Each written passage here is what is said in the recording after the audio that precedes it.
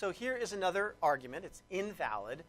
By the way, this argument and the one in the previous video were both taken from the PowerPoint slide presentation on 7.5, which I'm obviously not projecting here because I don't think there's really a need. But you can find that there.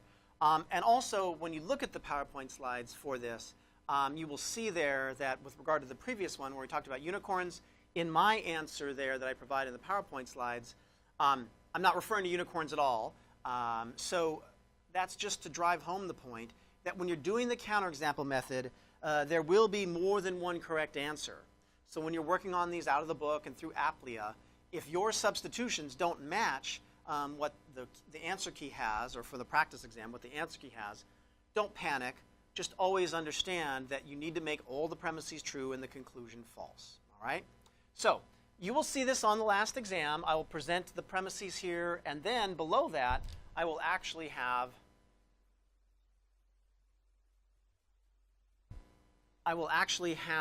one, in this case, 1 and 2, and then conclusion. I will have spaces here for you to write out the sentences with the substitutions for these various items here that will get all true premises and a false conclusion.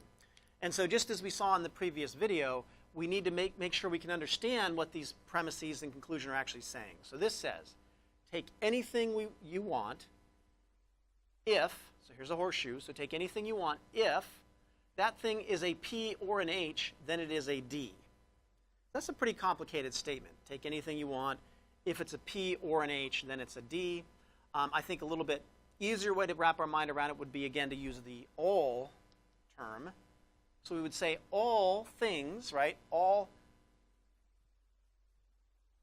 P's or H's are D's.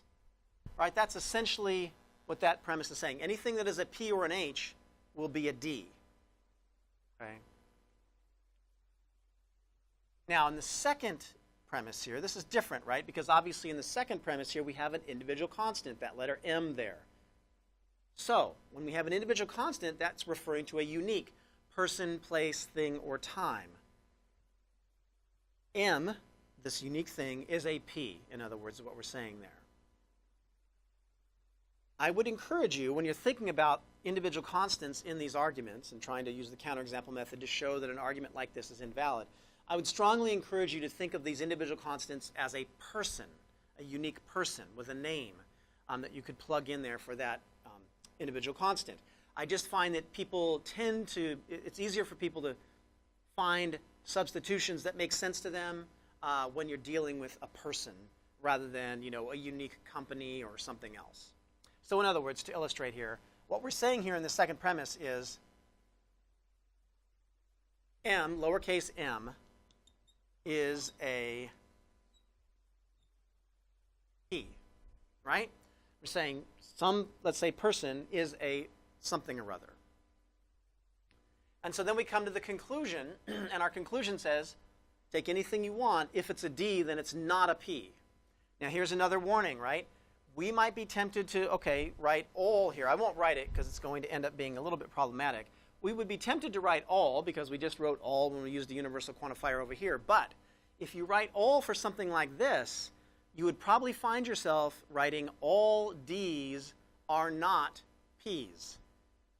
Now remember that from 3.6, right? That's the dreaded all are not. We don't want to say all D's are not P's. When we are tempted to write all D's are not P's, like we are here, instead you want to write no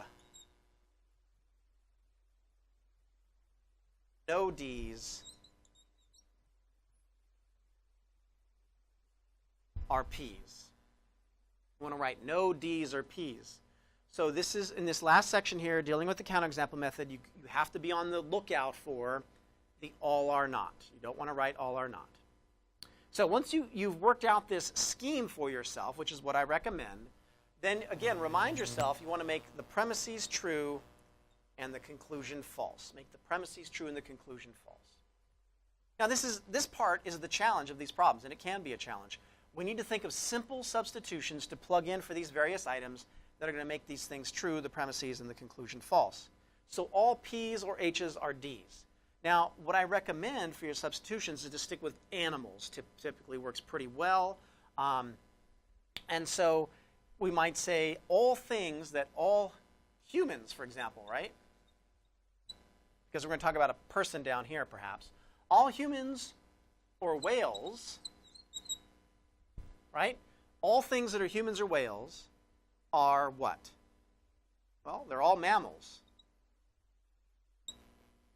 Right? We can try that. They're all mammals. So then, down here, we're saying M is a what? A human. We need to make this true. M is a human. Well, I happen to know a human very close to this person. This would be myself. Mike is a human. That's also true and easily recognized as such. Okay. Finally, we get to our conclusion. No D's. What do we get? No mammals are humans. Is that true? No mammals are humans? Of course it's not. Every single human is a mammal. So there's, at least one mammal that's a human. So that is false, right? I will also remind you here for this one that when your conclusion is a negative statement, right, because the conclusion needs to be false, make sure you're extra careful with your substitutions here so you know that what you're plugging in actually gives you a false statement here, okay? So this is a combination that works. The premises are true, the conclusion is false.